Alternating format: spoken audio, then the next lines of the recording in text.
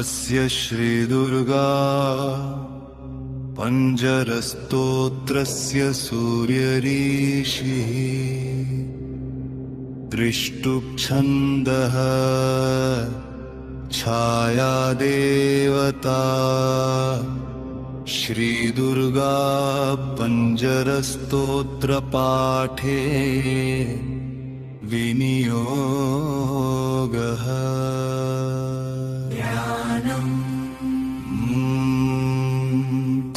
हेमप्रख्यामिन्दु खण्डात्तमौलिं शङ्खाभीष्टभीतिहस्तां त्रिनेत्रां हेमाब्जस्थां पीनवस्त्रां प्रसन्नां देवीं दुर्गां दिव्यरूपां नमामि।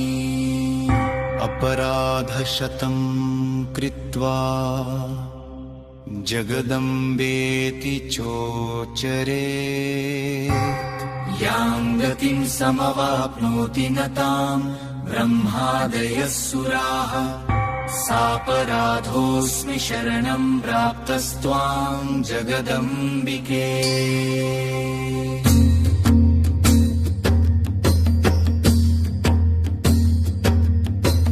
मार्कण्डेय उवाच दुर्गे दुर्गप्रदेशेषु दुर्वाररिपुमर्दिनी मर्दयित्री रिपुश्रीणां रक्षां कुरु नमोऽस्तु ते। पतिदेवालये वर्गे अरण्ये पर्वते जले सर्वत्रोपगते दुर्गे दुर्गे रक्ष नमोऽस्तु ते।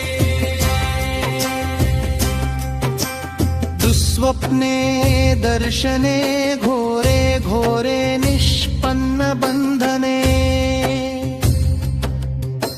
महोत्पाते च नरके दुर्गे रक्ष नमोऽस्तु ते। व्याघ्रो रगवराहानि निर्हाति जनसङ्कटे ब्रह्मा विष्णुस्तुते दुर्गे दुर्गे रक्ष नमोऽस्तु ते। खेचरा मातरः सर्वं भूचराश्चातिरोहिताः ये त्वां समाश्रितास्तास्त्वं दुर्गे रक्ष नमोऽस्तु ते।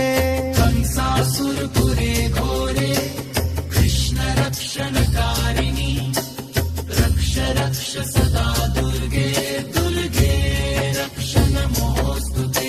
अनिरुद्धस्य रुद्धस्य दुर्गे बाणपुरे पुरा वरदे त्वं महाघोरे दुर्गे रक्ष नमोऽस्तु ते। देवद्वारे नदीतीरे राजद्वारे च सङ्कटे पर्वतारोहणे दुर्गे दुर्गे रक्ष नमोऽस्तु ते। दुर्गा पञ्जरमेतत्तु दुर्गा सारसमाहितम् पठनस्थाये दुर्गा नाट्यकार्या विचारणम्। रुद्रबाला महादेवी क्षमा च परमेश्वरी अनन्ता विजया नित्या मातस्त्वमपराजिता। श्रीमार्कण्डेय पुराणे देवी महात्म्ये रुद्रयामले देव्या पञ्जरस्तोत्रम्।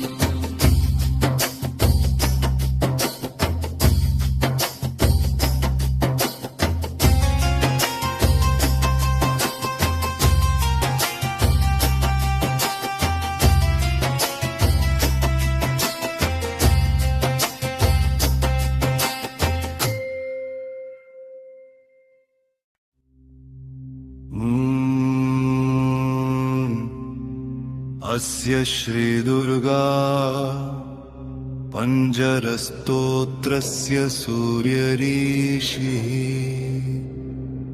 दृष्टुप्छन्दः छायादेवता श्रीदुर्गा पञ्जरस्तोत्रपाठे विनियोगः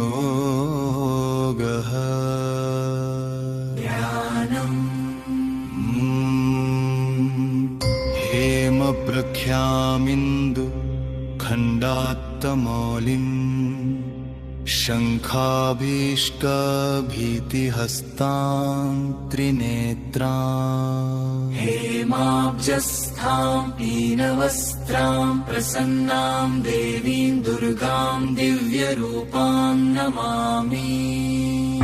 अपराधशतं कृत्वा जगदम्बेति चोचरे यां गतिं समवाप्नोति न तां ब्रह्मादयः सुराः सापराधोऽस्मि शरणं प्राप्तस्त्वां जगदम्बिके।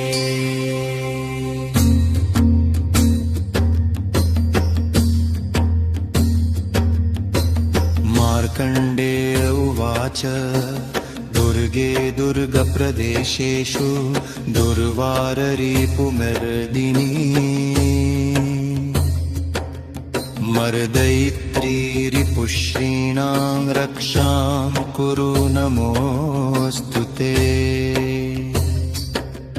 पतिदेवालये वर्गे अरण्ये पर्वते जले सर्वत्रोपगते दुर्गे दुर्गे रक्ष नमोऽस्तु ते। दुःस्वप्ने दर्शने घोरे घोरे निष्पन्नबन्धने महोत्पाते च नरके दुर्गे रक्ष नमोऽस्तु ते।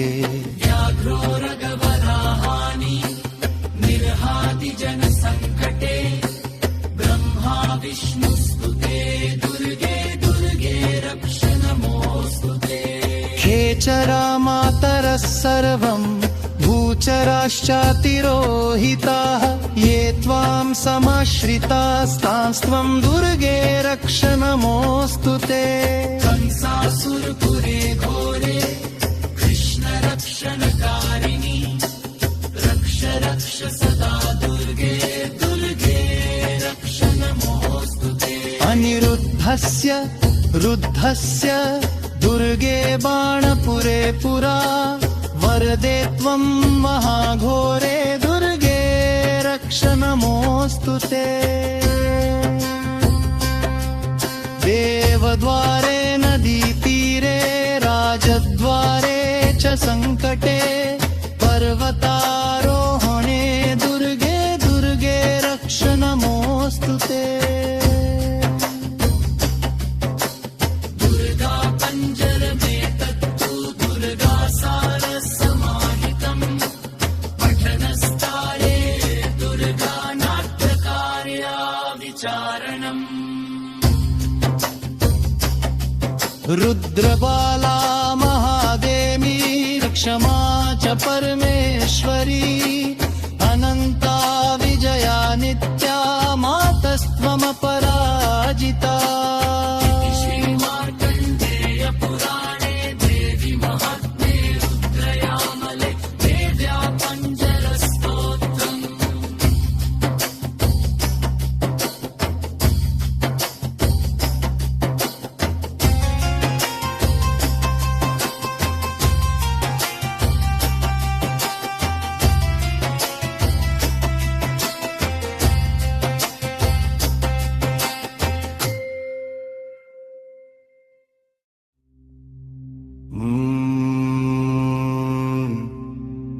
अस्य श्रीदुर्गा पञ्जरस्तोत्रस्य सूर्यऋषिः दृष्टुप्छन्दः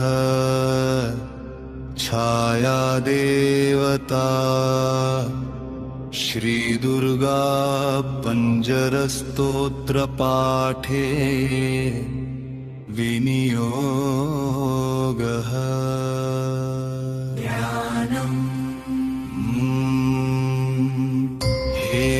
हेमप्रख्यामिन्दु खण्डात्तमौलिम् शङ्खाभीष्टभीतिहस्तां त्रिनेत्राम् हेमाब्जस्थां पीनवस्त्रां प्रसन्नां देवीं दुर्गां दिव्यरूपां नमामि। अपराधशतं कृत्वा जगदम्बेति चोचरे यां गतिं समवाप्नोति न तां ब्रह्मादयः सुराः सापराधोऽस्मि शरणं प्राप्तस्त्वां जगदम्बिके।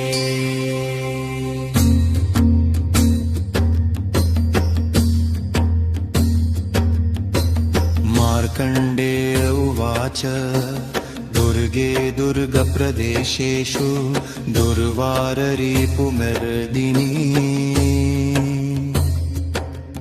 मर्दयित्रीरिपुश्रीणां रक्षां कुरु नमोऽस्तु ते। पतिदेवालये वर्गे अरण्ये पर्वते जले सर्वत्रोपगते दुर्गे दुर्गे रक्ष नमोऽस्तु ते। दुःस्वप्ने दर्शने घोरे घोरे निष्पन्नबन्धने महोत्पाते च नरके दुर्गे रक्ष नमोऽस्तु ते। व्याघ्रो रगवराहानि निर्हाति जनसङ्कटे ब्रह्मा विष्णुस्तुते दुर्गे दुर्गे रक्ष नमोऽस्तु ते। खेचरा मातरः सर्वं भूचराश्चातिरोहिताः ये त्वां समाश्रितास्तांस्त्वं दुर्गे रक्ष नमोऽस्तु ते। कंसासुरपुरे घोरे कृष्ण रक्षणकारिणि रक्ष रक्ष सदा दुर्गे दुर्गे रक्ष नमोऽस्तु ते। अनिरुद्धस्य रुद्धस्य दुर्गे बाणपुरे पुरा वरदे त्वं महाघोरे दुर्गे रक्ष नमोऽस्तु ते। देवद्वारे नदीतीरे राजद्वारे च सङ्कटे पर्वतारोहणे दुर्गे दुर्गे रक्ष नमोऽस्तु ते। दुर्गा पञ्जरमे तत्तु दुर्गा सारसमाहितम् पठनस्तारे दुर्गा नाट्यकार्या विचारणम्। रुद्रबाला महादेवी क्षमा च परमेश्वरी अनन्ता विजया नित्या मातस्त्वमपराजिता। श्रीमार्कण्डेय पुराणे देवी महात्म्ये रुद्रयामले देव्या पञ्जरस्तोत्रम्।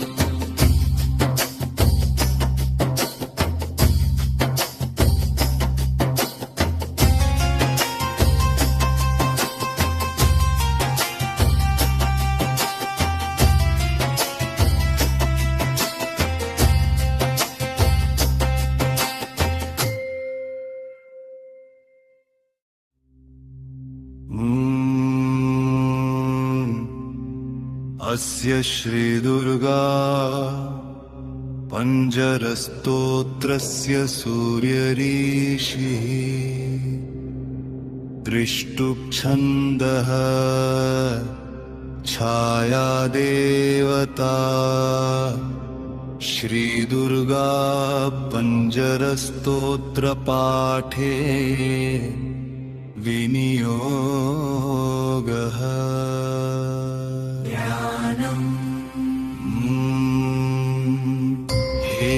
हेमप्रख्यामिन्दु खण्डात्तमौलिम् शङ्खाभीष्टभीतिहस्तां त्रिनेत्राम् हेमाब्जस्थां पीनवस्त्रां प्रसन्नां देवीं दुर्गां दिव्यरूपां नमामि। अपराधशतं कृत्वा जगदम्बेति चोचरे यां गतिं समवाप्नोति न तां ब्रह्मादयः सुराः सापराधोऽस्मि शरणं प्राप्तस्त्वां जगदम्बिके।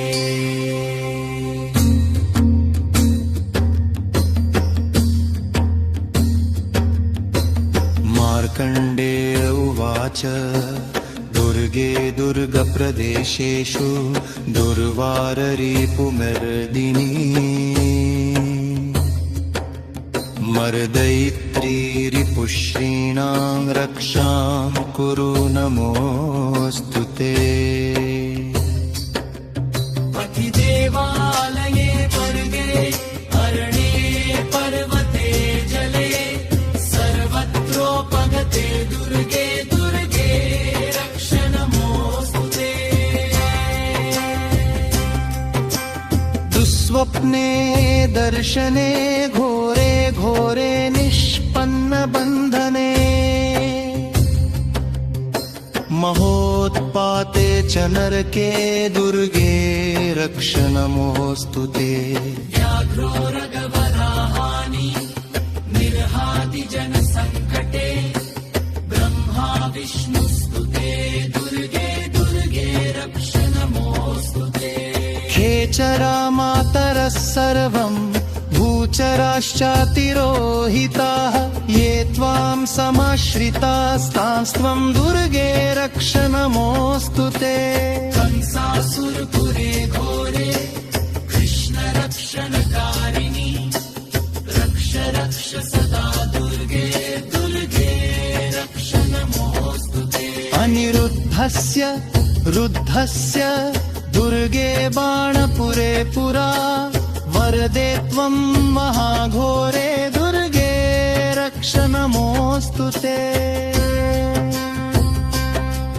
देवद्वारे नदीतीरे राजद्वारे च सङ्कटे पर्वतारोहणे दुर्गे दुर्गे रक्ष नमोऽस्तु ते। दुर्गा पञ्जरमेतत्तु दुर्गा सारसमाहितम् पठनस्थाने दुर्गा नाट्यकार्या विचारणम्। रुद्रबाला महादेवी क्षमा च परमेश्वरी अनन्ता विजया नित्या मातस्त्वमपराजिता। श्रीमार्कण्डेय पुराणे देवी महात्म्ये रुद्रयामले देव्या पञ्जरस्तोत्रम्।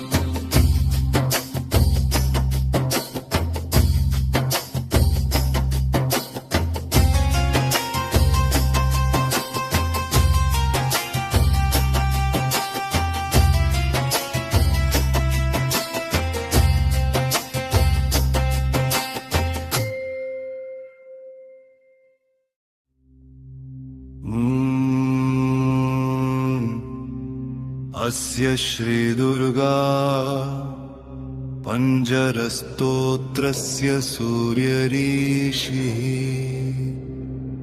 दृष्टुप्छन्दः छायादेवता श्रीदुर्गा पञ्जरस्तोत्रपाठे विनियोगः।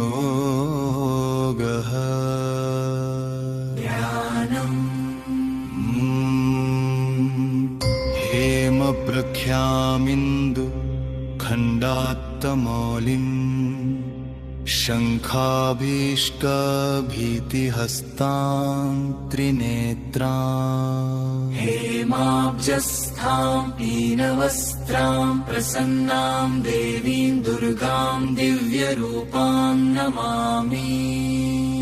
अपराधशतं कृत्वा जगदम्बेति चोचरे यां गतिं समवाप्नोति न तां ब्रह्मादयः सुराः सापराधोऽस्मि शरणं प्राप्तस्त्वां जगदम्बिके।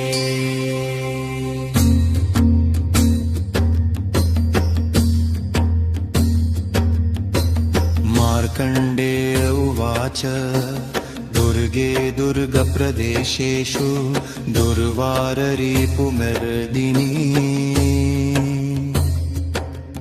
मर्दयित्री रिपुश्रीणां रक्षां कुरु नमोऽस्तु ते। पतिदेवालये वर्गे अरण्ये पर्वते जले सर्वत्रोपगते दुर्गे दुर्गे रक्ष नमोऽस्तु ते। दुःस्वप्ने दर्शने घोरे घोरे निष्पन्नबन्धने महोत्पाते च नरके दुर्गे रक्ष नमोऽस्तु ते। व्याघ्रो रगवराहानि निर्हाति जनसङ्कटे ब्रह्मा विष्णुस्तुते दुर्गे दुर्गे रक्ष नमोऽस्तु ते। खेचरा मातरः सर्वं भूचराश्चातिरोहिताः ये त्वां समाश्रितास्तांस्त्वं दुर्गे रक्ष नमोऽस्तु ते।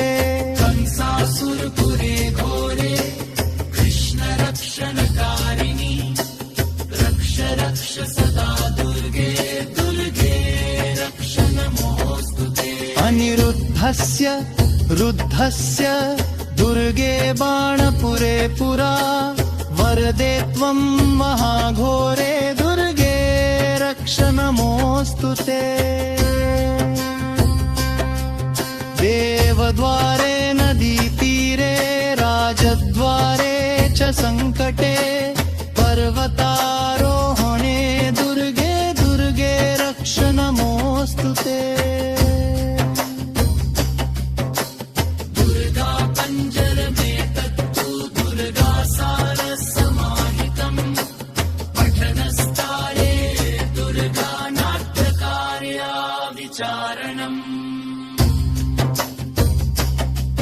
रुद्रबाला महादेवी क्षमा च परमेश्वरी अनन्ता विजया नित्या मातस्त्वमपराजिता। श्रीमार्कण्डेय पुराणे देवी महात्म्ये रुद्रयामले देव्या पञ्जरस्तोत्रम्।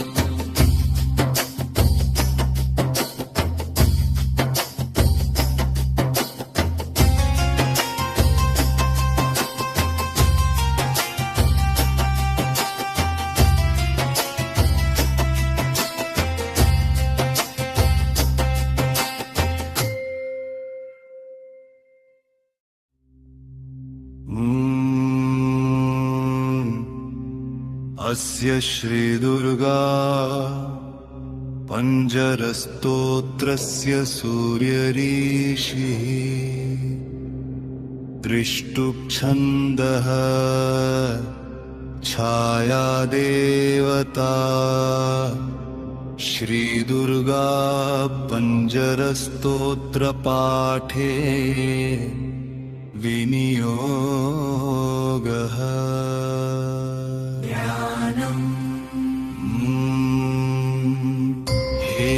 हेमप्रख्यामिन्दु खण्डात्तमौलिं शङ्खाभीष्टभीतिहस्तां त्रिनेत्रां हेमाब्जस्थां पीनवस्त्रां प्रसन्नां देवीं दुर्गां दिव्यरूपां नमामि। अपराधशतं कृत्वा जगदम्बेति चोचरे यां गतिं समवाप्नोति न तां ब्रह्मादयः सुराः सापराधोऽस्मि शरणं प्राप्तस्त्वां जगदम्बिके।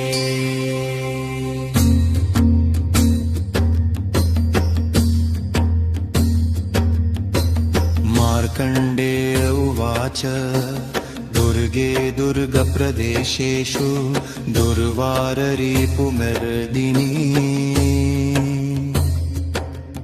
मर्दयित्री रिपुश्रीणां रक्षां कुरु नमोऽस्तु ते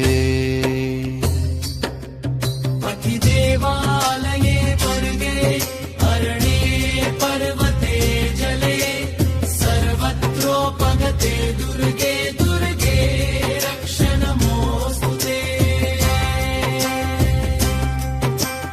दुःस्वप्ने दर्शने घोरे घोरे निष्पन्नबन्धने महोत्पाते च नरके दुर्गे रक्ष नमोऽस्तु ते व्याघ्रो रगवराहानि निर्हाति जनसङ्कटे ब्रह्मा विष्णुस्तुते दुर्गे दुर्गे रक्ष नमोऽस्तु ते खेचरा मातरः सर्वं भूचराश्चातिरोहिताः ये त्वां समाश्रितास्तास्त्वं दुर्गे रक्ष नमोऽस्तु ते कंसासुरपुरे घोरे कृष्ण रक्षणकारिणि रक्ष रक्ष सदा दुर्गे दुर्गे रक्ष नमोऽस्तु ते अनिरुद्धस्य रुद्धस्य दुर्गे बाणपुरे पुरा वरदे त्वं महाघोरे दुर्गे रक्ष नमोऽस्तु ते देवद्वारे नदीतीरे राजद्वारे च सङ्कटे पर्वतारोहणे दुर्गे दुर्गे रक्ष नमोऽस्तु ते दुर्गा पञ्जरमे तत्तु दुर्गा सारसमाहितम् पठनस्थाये दुर्गा नाट्यकार्या विचारणम् रुद्रबाला महादेवी क्षमा च परमेश्वरी अनन्ता विजया नित्या मातस्त्वमपराजिता